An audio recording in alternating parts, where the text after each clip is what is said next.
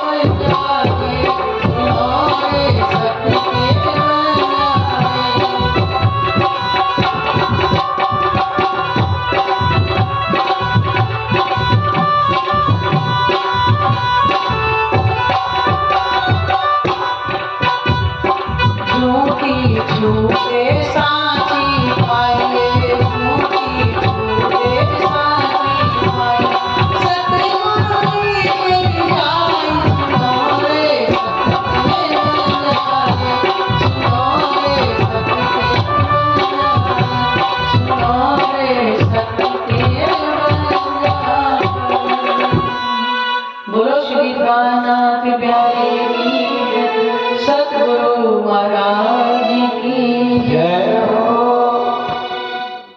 सुनो रे सत के बंजारे, एक बात कौन समझाए, या फंदबाजी रची माया की तम सबको ही रहा हो जाए।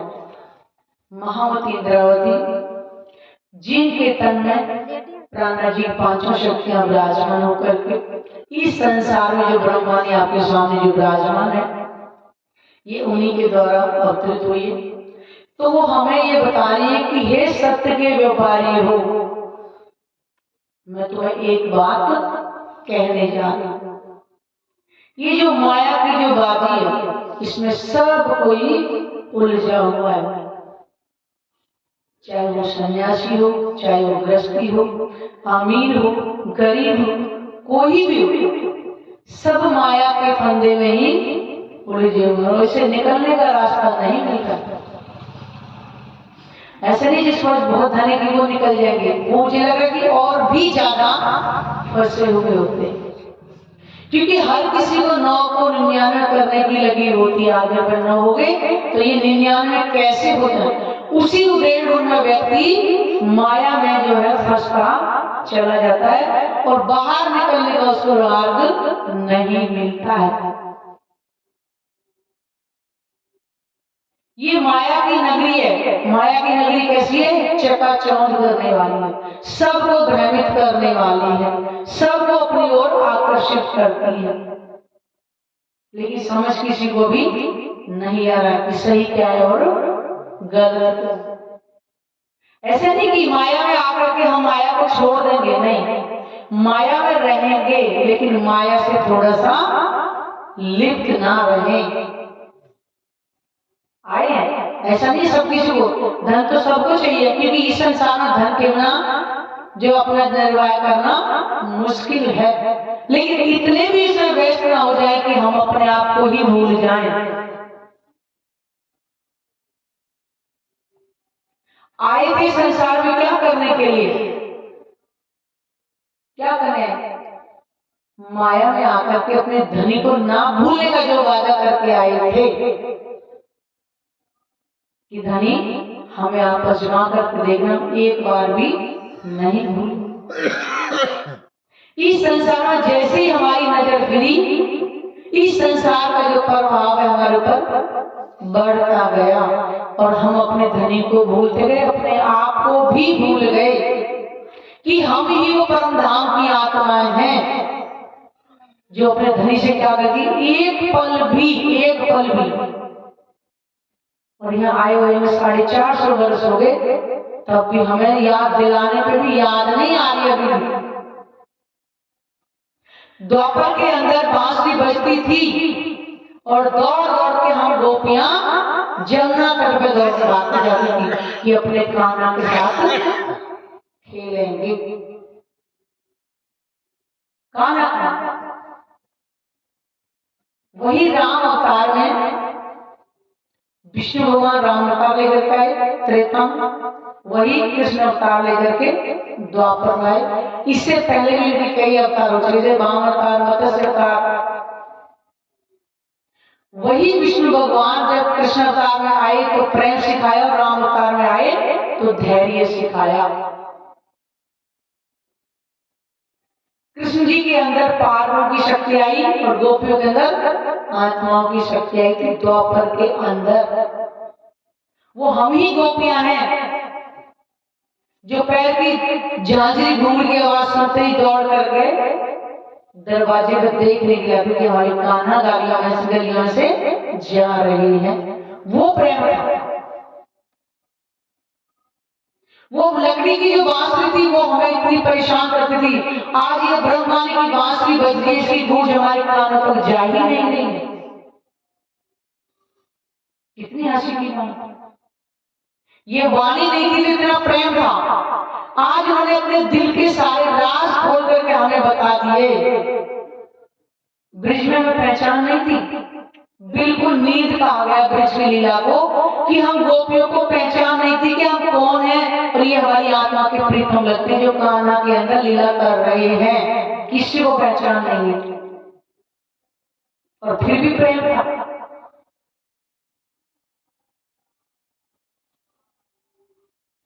माया में आए, ब्रिज में भी माया ही थी, ऐसा नहीं माया ही थी, और घर के सारे कार्य हम हाथों से ही करते थे। और कहते हैं कि जब कान्हा से मिला होता तो हम पानी भरने के बहाने से जमुना तट पे बार बार जाते थे ताकि हमें कान्हा से मिलने का सौभाग्य प्राप्त हो। बहाने ढूंढते थे कि पानी के बहाने से अपने तरह यहाँ से मिलेंगे। बताइए, ये वाणी नहीं थी, वो वाणी के अंदर पहचान जो अवधि ब्रिज में नहीं थी कि हम ही ब्रिज रास में जो खेले वो अपने धनी के साथ परम धाम में लीला विहार करते थे, एक पल भी उनसे अलग नहीं रहते थे। जब ये वाणी भी नहीं थी, इतना प्रेम था। आज उन्होंने हमें सारी वास्तव को बता दिया कि तुम ही खेले ब्रिज रास। ये ब्रह्मवाणी की गूंज हमें सुनाई नहीं दे रही है, वो बार बार हमें सुना रहे कृष्ण तन के अंदर बैठ करके। तो वो बताइए कि सुनोरे सबके बन जा रहे, इस माया से कोई पार नहीं निकल सकता। क्यों? कि जब मार्गदर्शन करने वाला ही ना हो तो कैसे निकलेंगे। लेकिन आज ही ब्रह्मवाणी से हमें राज्य बता रहे हैं, वो तो खेले पार पियासो देखन पतन सागर माही। भले ही हमारा जो शरीर है संसार में होगा, लेकिन हमारा ध्यान कहाँ रहेगा? वो परम धाम के अंदर। माया भी रहेंगे ऐसा नहीं, लेकिन हमने भी अपने आप को पहचाना कहाँ है, हम ब्रह्म आत्मा है। और पूछो कभी कहेंगे अच्छा मेरे अंदर आत्मा नहीं है। अभी किसी से पूछे तुम्हारे अंदर क्या? अच्छा मेरे अंदर भी आत्मा है, लेकिन आत्मा का भाव हमारे अंदर क्यों नहीं आया अभी तक? हमने अपने आप को माना नहीं है। इसका मतलब यहाँ के पति के लिए हम बार बार खुश करने के लिए न जाने कितने कितने यत्न करते हैं, अच्छा भोजन बनाते हैं, अच्छे अच्छे उनके लिए पकवान बनाते हैं क्योंकि वो खुश रहे। ये केवल शरीर के प्रति जो न जाने कितने साल का संग है, और वो हमारी आत्मा का अखंड पति, उनको हमें याद करने की फुर्सत ही नहीं। महामती इंद्रावती जिनके हृदय में पांचों शक्तियां लेकर प्राणाजी बने, वो भी हमारी तरह कहीं तन था उनका। जामनगर और तनपुरी गुजरात में उनका जन्म हुआ था। वो भी घर गृहस्थ में हमारी तरह ही थे। उनके लिए अलग से माया नहीं थी, यही माया थी, लेकिन उन्होंने पहचान लिया था। हमने भी पहचाना नहीं है इसको, तब तो समर्पण नहीं कर पा रहे। माया की मजबूरियां बता रहे। अगर आगे तक छूट जाए तो घर के सारे कार्य करके थोड़ी रह जाएंगे, चाहे भाई हो चाहे बहन हो, संसार घर चलता रहेगा। लेकिन राज्य की मजबूरियां, आरती आके फांसी लगाई वो भी उल्टी दही उल्टाई। एक तो हमने धनी से इस संसार का खेल देखने की चाहत कर ली कि धनी हमें माया का खेल दिखाओ कैसा होता है, और दूसरे संसार में आकर के हमने बंध पर बंध दिए, सो खोली की न जाई।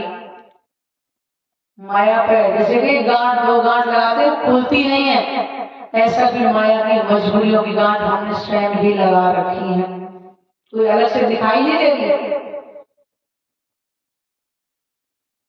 क्योंकि हमने भी अपने आप को नहीं पहचाना। ये तन हमें कितने समय के लिए मिला हुआ है। पिछले जन्म में जाना कितने कौन से पति होंगे, कौन से बच्चे होंगे, कौन से पिता होंगे, क्या होगा, और अगले जन्म में कौन होगा। लेकिन हमने इसी को सत्य माने बैठा है।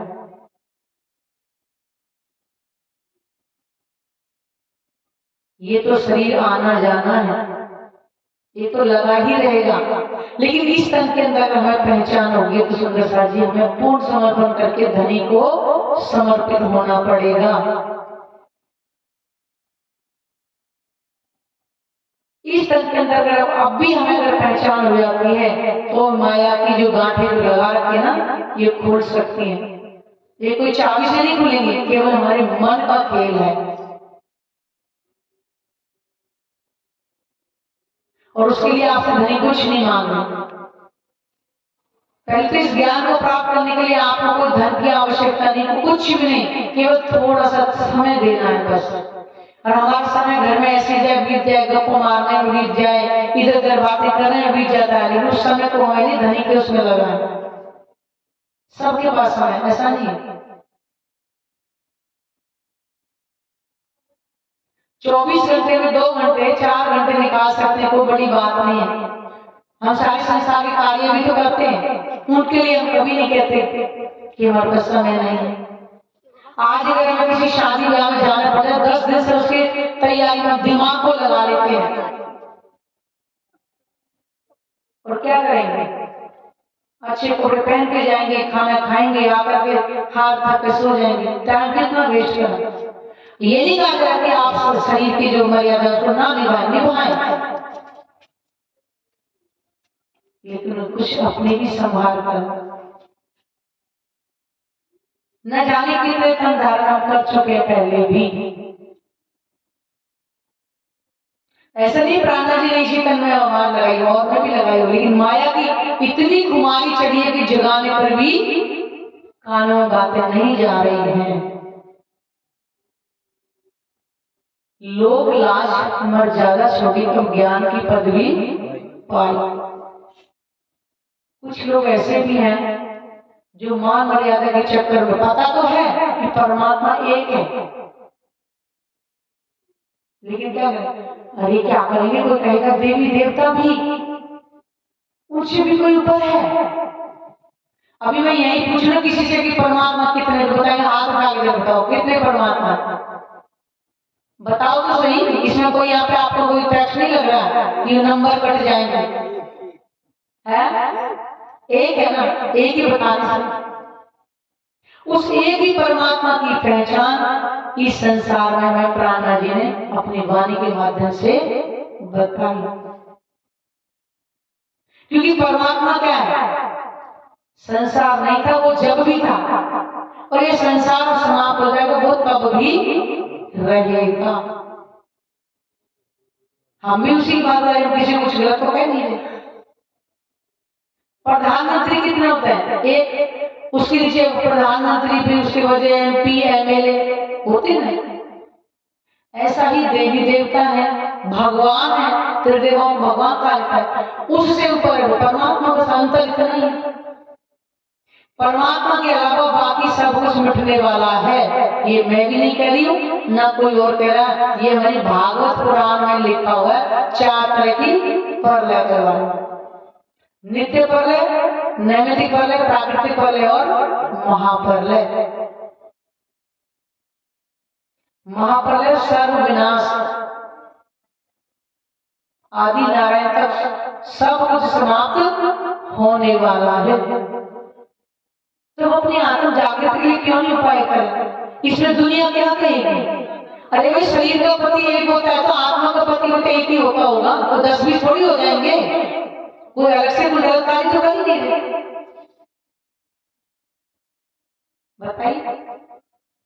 इसलिए लोग लाज मर्यादा थोड़ी जब ज्ञान की पदवी पाई, जो इस शरीर की जो मर्यादा से ऊपर जाएगा वो इस परमात्मा को प्राप्त कर सकता है। नहीं तो देखा देखी वो क्या कहेगा, अरे भाई वो क्या कहेगा, अरे कहेंगे क्या? वो हमारी आत्मा के प्रीतम है, कोई अलग से कुछ कर नहीं, अपनी घर नहीं छूट रहा। सबसे बड़ी बात है घर ग्रस्त में ही रह करके उनको प्राप्त करना है, जिनको हम भूल करके संसार में इतना मस्त हो गए हैं। वो घर तो छोड़ा जा रहा है, घर छोड़ के उनको पहचान करो, घर में रहना, थोड़ा सा समय निकालें बस, जिंदगी फूलों की तरह हो जाएगी। आप देख रहे हैं उस अक्षरातीत की अर्धांगिनी कोई ऐसे वैसे पहचान नहीं है। सबसे बड़ी बात तो यही है।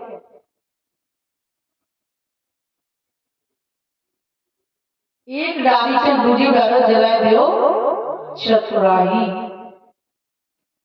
क्योंकि ये हमारी बुद्धि का ही खेल को क्या कहेगा क्या कहेगा, भले ही वो दूसरा सोचे या ना सोचे, लेकिन हमारे दिमाग में पहले बात आ जाती है वो क्या कहेगा। इस मान मर्यादा से हटे, अपने घर की पहचान करें, क्योंकि एक न एक दिन तो संसार छूटना ही छूटना है, तो अपने घर जाना ही है। और मानो मेले में कहीं गए हैं, चाट पकौड़ी बहुत खा ली, बहुत खरीदारी कर ली, तो एक दिन घर तो वापस आना ही है ना। ऐसे नहीं मेले में ही रह जाएंगे। ये संसार भी एक मेला ही है, यह खेल देखने के लिए आए हैं, एक न एक तो अपने घर जाना। तो फिर वाणी क्या कही है, आंख खा के उठाऊंगी, मुझे मारेगी बड़ी शर्म, जो मैं किए चंडाल कर्म। अपने धनी के सामने जाकर के कैसे मुख उठाएंगे। धनी आपने कहा था माया में जाकर के एक पल भी नहीं भूलेंगे, हम तो बार बार याद दिलाने पर भी याद नहीं कर पाएंगे। कोट से करो नाम निकालो, इष्ट चलाओ बड़ाई। इस संसार में क्या है, शरीर की मांग प्रथा के लिए लोग इतना भरसक प्रयास कर रहे हैं। कोई मेरी इज्जत नहीं करता, कोई मेरी ये नहीं करता, इस शरीर की इस पीछे ही लगे हुए हैं। वो प्राण कह रहे कोट सेवक करो नाम निकालो। कितनी ऊंची पदवी बैठ जाओ, फिर कितने सेवक बना लो, उससे क्या लाभ होने वाला। एक न एक दिन सब कुछ समाप्त होगा। और सेवा कराओ सतगुरु के अलावा, पढ़ा लिखना दे रहे दिखाई। कितनी ही सेवा कर लो, कितना ही कुछ करा लो, लेकिन कहते प्राणा जी की वाणी क्या है, अब जो घड़ी रहो साथ चरण हो रही हो तुम रेणु समान। प्राणा जी की वाणी हमें बता रही कि अब जो भी समय तुम्हारे संसार में बचा है, एक रेणु रेत का कण की तरह अपने आप को बना लो, कि आपको वो महसूस, मान लो किसी ने कुछ कह भी दिया तो आपको महसूस ना हो। और रेणु समान को इतनी आसान से नहीं रह सकता जब तक उसके अंदर विनम्रता नहीं आती है। और विनम्रता कब आती है, जब हमें पहचान हो जाती है, जब हमारे अंदर आत्म भाव आ जाता है कि मैं तो आत्मा हूं। क्योंकि प्रेम आया तभी विनम्रता आती है, नहीं तो अहंकार, मैं क्यों झुकूं, मैं से कम थोड़ी हूं, मेरे पास धन कम थोड़ी है, मेरे पास 4 पुत्र हैं, ये क्या है, मैं का अहंकार। और जो कहते हैं मैं तो कुछ भी नहीं हूं, कहते हैं हम तो आपके चरणों की धूली है, मुख से नहीं दिल से बनकर। आत्मा का लक्षण ही प्रेम है। अहंकार जीव की पहचान, जीव के अंदर अहंकार होता है, आत्मा के अंदर अहंकार, आत्मा के अंदर तो प्रेम ही प्रेम होता है। तो कहा कोट सेवा करो नाम निकालो, इष्ट चलाओ बड़ाई, और सेवा करो सतगुरु कहलाओ, पर अलग न देवे दिखाई। अहंकार परमात्मा को जाने में बाधक है, यही तो पर्दा है हमारे और परमात्मा के बीच में, मैं का पर्दा ही। यही हमें नहीं देखने दे रहे हमारी धनी को, जब तक हमने मैं का अस्तित्व अलग बना ली कि मैं तो वही हूं, जो परमात्मा वही मैं हूं। जब ये मैं का पर्दा हमारे अंदर से हट जाएगा तो हमारे धनी हमारे सामने होंगे। अब छोड़ो रे मान गुमान ज्ञान। प्राणा जी की वाणी हमें क्या बता रही है, जो अहंकार रूपी पर्दा है इसको हमें स्वयं ही हटाना पड़ेगा। ये मान वाली रस हमें स्वयं ही हटानी पड़ेगी। अब छोड़ रे मान गुमान, जैसे खाड़ बड़ी है भाई, खाड़ी मतलब खाई जिसमें गिर जाए और निकल ना पाए, ये खड़ी। जो इससे निकल जाएगा वही परमात्मा को प्राप्त कर सकता है। एक डाली क्यों दूजी भी डाली। हमने घर गृहस्थी बोझ को छोड़ दिया और जाकर के कहा वनों में साधु बन गए, और वहां जाकर के हमारी ईर्ष्या द्वेष अगर समाप्त ना हुई, ओ उसके तो इतने चेले हैं, मेरे तो थोड़े से ही है, ओ उसके पास इतनी बड़ी गाड़ी है, इतने छत्र लेके चलते हो, मेरे पास कुछ भी नहीं। बताइए इससे दृष्ट तो वहां भी अगर समाप्त ना हुई तो भी घर परिवार छोड़ने का कोई लाभ नहीं है। इसलिए घर गृहस्थ में रह करके ही वो पालना में करना, एक डाली का दूसरी डाली चलाए दो चक्रकाई। ये जो हमारी बुद्धि की जो चक्राई है ना, तो इसको समाप्त कर दो। और जब तक बुद्धि की दौड़ चलेगी हमारा मन क्या है, डामाडोल विचलित रहता है। मन को परमात्मा के चरणों में लगा दो। ये मन भी शांत होना चाहिए। मन के हारे हार है, मन के जीते जीत। ये मन ही हमारा है जो चंचल है। एक दुनिया का वजन है, ये मन बड़ा चंचल है, कैसे तेरा भजन करूं, जय है ना। तो इस मन है जो हमारा, यही हमारे मन उसको डोलता है। जिसने मन को जीत लिया वो सारे संसार को जीत सकता है। मन का ही तो खेल है। हमारे मन के अंदर विचार चलते हैं, ये मन ही हमें भटकाता है।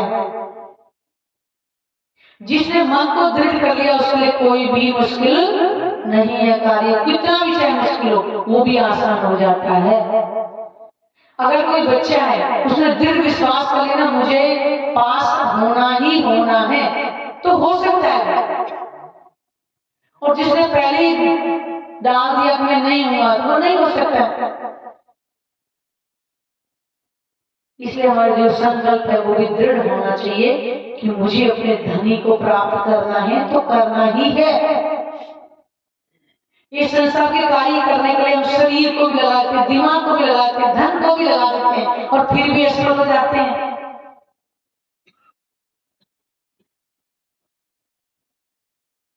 संसार की उपलब्धियों में करें, ये नहीं कह रही कान्हा जी की वाणी कर घर परिवार को छोड़ दो, बिल्कुल छोड़ दो। घर परिवार है उसको भी चलाएं, लेकिन अपना संतुलन बनाएं। गृहस्थी बसाइए, उसका पालन हमें करना है। ये नहीं उनको छोड़ करके हम जाके भगवा कपड़े पहन लें और वनों में जाके दुनिया रमा लें, नहीं।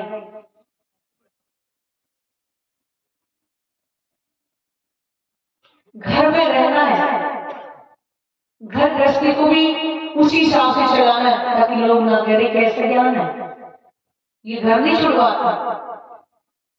परमहंस ने घर में रह करके बड़े महाराज जी सदगुरु रामकृष्णदास जी के अपने सुनाई होगा क्या होंगे, उनके दो बेटे थे, बेटी थी, सबकी ब्याह शादी किया, सब कुछ किया था।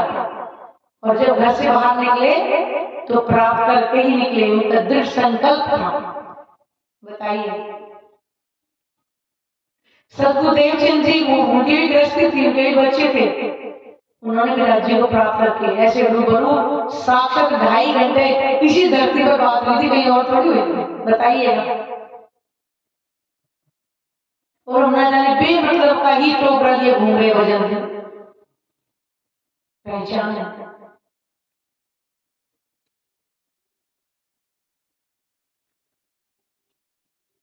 श्री महामत कहे सावचेत होइयो, महामत इंद्रावती के में सावधान करी, मिला अंकुर आई।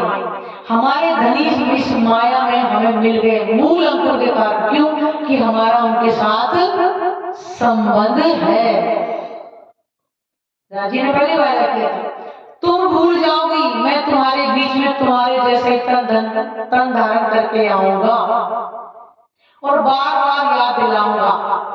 समझाइया समझे नहीं, माने नहीं फुरमान। मैं तुम्हें बार बार समझाऊंगा फिर भी तुम मानोगे नहीं, फिर भी याद नहीं आएगा। मूल अंकुर के कारण ही धनी हमें माया में मिले हैं। वो तो कह रहे हैं, अभी भी कह रहे हैं, मैं तुम्हारे कारण जाय न सका पारिंद और तुमको वतन पहुंचाएंगे कायम करूं ब्रह्मांड। किसी ना किसी तरह में मेरी फेरी लगी रहेगी। जब तक तुम जागृत नहीं होंगे तब तक मैं भी परम धाम नहीं जा सकता तुमको छोड़ करके। पत्नी मेले में गई है, अभी कह रही है मेरे जाओ ना ये चाट पकड़ी अभी ना खाई, अभी ये नहीं खाया है, तो पति छोड़ के तो नहीं आएगा, बैठ जाएगा हाथ थाक करके, जब जब इसका दिल भर जाएगा तब चलेंगे।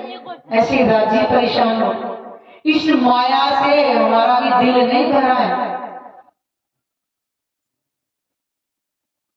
और वही कह कि मैं तुम्हें वतन पहुंचा करके फिर सारे संसार को अखंड मोक्ष प्राप्त करूंगा, इसी कारण से मैं भी नहीं जा पाता।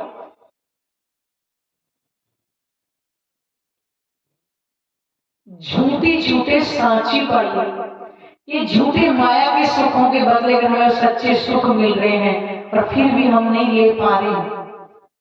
कितनी विचित्र बात है। सबको पता है छूटना ही छूटना है, तन भी छूटना है, ये नाते रिश्ते भी छूट रहे हैं, फिर भी हम चिपके पड़े हैं।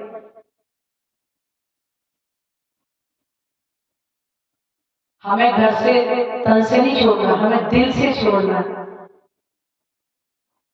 फर्ज अदा करते रहो लेकिन अपनी भी कुछ पहचान करो, न जाने हमसे संसार कब छूट जाए, कोई गारंटी नहीं है, कोई लिखित में नहीं है कब छूटेगा, लेकिन यूं तैयारी कीजिए, आगे करनी है दौड़। हमें ऐसे तैयारी करनी है कि हमें जिस पल भी इस संसार को छोड़ना पड़े तो हमें तकलीफ ना हो। ये माया के प्रति एक मायके से लेने जाए तो दौड़ दौड़ करके कदम भरते हैं जाने के लिए, और यहाँ अखंड के मिले हैं तभी हमें अपने घर जाने का दिल नहीं करा। ये माया का स्वाद कितना मीठा लग रहा है, विचार करो। कब तक देखेंगे, कितना देखेंगे, और है भी क्या देखा जाए इसमें, सिवाय दुख और तकलीफों के कारण। कलयुग में बीमारियां भी देखा है कितनी कितनी विचित्र, जिनके नाम भी नहीं सुनोगे वो भी। आजकल के बच्चे में पहले एक घर परिवार में 5-6 बंदों की जो फैमिली थी, ज्वाइंट में रहती थी, मतलब इकट्ठा रहते थे परिवार का, और कितना प्रेम था। और आज मैं और मेरे नातो तीसरे को फोड़ू मात हो, गांव की कहावत, केवल मैं और मेरा हो और कोई नहीं चाहिए। और है तो परिवार इतने छोटे छोटे हो गए जिनके बच्चे आगे फैमिली ना बढ़े, फिर भी प्रेम नहीं है, बस मैं। आप लोग यहाँ रहते हो, हम YouTube पर देखते हैं वृद्ध आश्रम, जिनके माँ बाप ने इतना इतना धन छोड़ा, उसके बाद माँ बाप के संस्कार के लिए बच्चों के पास समय नहीं होता है। बताइए, 5 करोड़ की संपत्ति, अभी की बात है फरीदाबाद में उठाए, उन्होंने जैसे तैसे एड्रेस लेकर के उनके बेटे के पास फोन किया कि तुम्हारे पिता का धाम गमन हो गया है, आप संस्कार के लिए आ गए। तो उन्होंने क्या कहा कि हमारे पास अभी समय नहीं है। अगर वो हमारे साथ अगर ये बात बीतती है तो दिल पे क्या होगा, सोचा है कभी? और किसी को भरोसा नहीं किसकी औलाद कैसे निकल जाए, तो क्या कर रहे हैं? ये सब करने के लिए नहीं आए थे, हम वो परम धाम के सुख लेने आए थे सुंदरता जी, जो हमें बेहोशी में थे। बेहोशी की पहचानी थी कि परम धाम के 25 वर्षों के अंदर जो हम रमन करते हैं, ये धनी हमारे लिए, चाहे पेड़ पौधे हो, चाहे नदियां हो, चाहे एक रेत का कण भी है, वो हमारे धनी का ही अंग है। वो परम धाम के अंदर पहचान नहीं थी हमें, वो इस संसार में आकर के इस ब्रह्मवाणी से पहचान हुई थी कि अगर घास भी बन रहे तो हमारे धनी ही घास बन करके हमें देखते कि मेरी रूह है, मेरे पर चले, उनके चरण कोमल के अंदर ये चुभे इतनी मुलायम बन जाती, वो सुख देने आए थे यहाँ पर कि जो हमें पहचान नहीं थी।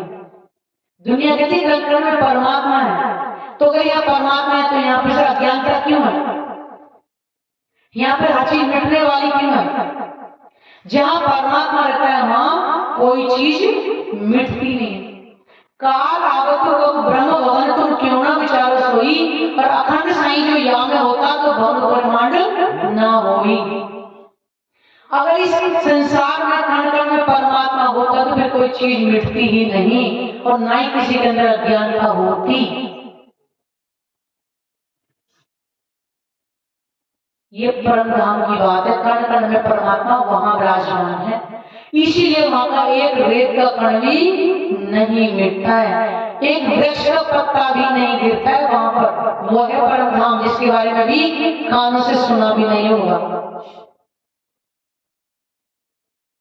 और वहां की ही बातों को यहाँ याद करने के लिए आए थे, लेकिन माया की चकाचौंध में भूल गए। वो बार बार चश्मा राज्य उतारे, लेकिन हम बार बार उठा करके फिर से उसी को लगा था कि माया ही माया दिखाई दे रहा।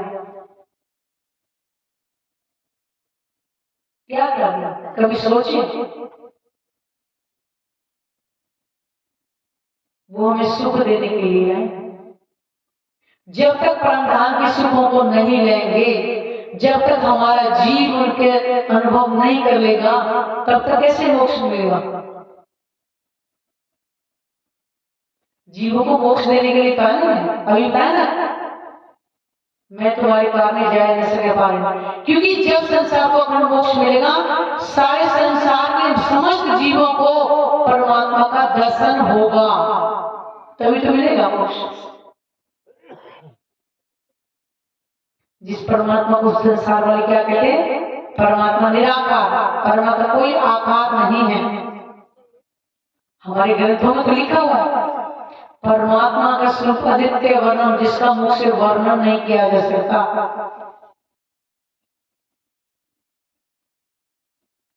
वो परमात्मा का स्वरूप वाणी के माध्यम से हमें यहाँ पहचान मिल रही, और कुछ भी नहीं करना, इतना आसान है, फिर भी हम नहीं कर पा रहे हैं।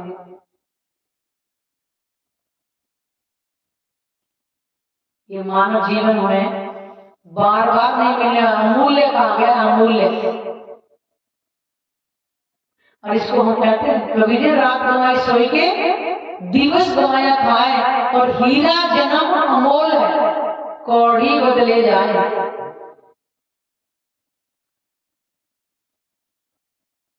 कौड़ी करीब इतना, कुछ लोग तो इतने देखिए, आपने देखो किस दारू वाले को, अभी की बात है, उससे 15-20 दिन पहले की बात है, मैं ऐसे स्टॉक पर खड़ी थी, दारू पी के यंग लड़का था, यानी कि जवान, वो ऐसे फुटपाथ पर पड़ा, उसे नहीं पता चला कि मेरे कपड़े कीचड़ में उड़े क्या, वो भी मनुष्य है, लेकिन कोई तो वैसे ही हमारे देखा गया। घर वाले इंतजार कर रहे होंगे कि हमारा बेटा मिल नहीं रहा, रात को आया नहीं, क्या पता मैं नशे में लेटा पड़ा हुआ। तो ऐसे मनुष्य जीवन को बैठे हुए तो गवा रहे, वो किस लिए, खाली हम मनुष्य इसलिए मिला है। इस मनुष्य तन से हम परमात्मा की प्राप्ति करके 84 लाख योनियों से मुक्त हो सकते हैं। ये नर की कृपा है। कहते हैं कि जब जीव जन्म लेता है तो लाख बिच्छू काटने इतना दुख होता है, तभी तो रोता है बच्चा पैदा होता है। और कहते हैं ऐसा ही जब शरीर छोड़ता है तब भी इतना ही दर्द होता है। जब बच्चा गर्भ में होता है, कहते कि वो इतना करता जठराग्नि की अग्नि से, वो परमात्मा से बार बार अर्जी करता है कि परमात्मा मुझे नर्क से बाहर निकालना, तेरी भक्ति करूंगा। लेकिन जैसे उसका जन्म होता है, थोड़ा बड़ा होता है, हम उसको सिखाते जाते हैं, ये तेरी माता, ये तेरे पिता, ये उसको संसार की बातों इतना मस्त कर देते हैं, वो भूल जाता है कि मुझे परमात्मा की याद करना है। और ना जाने चकाचौंध में बिल्कुल मस्त हो जाता है। जब कहते हैं परमात्मा तू ही तू, फिर कहता है मैं ही मैं।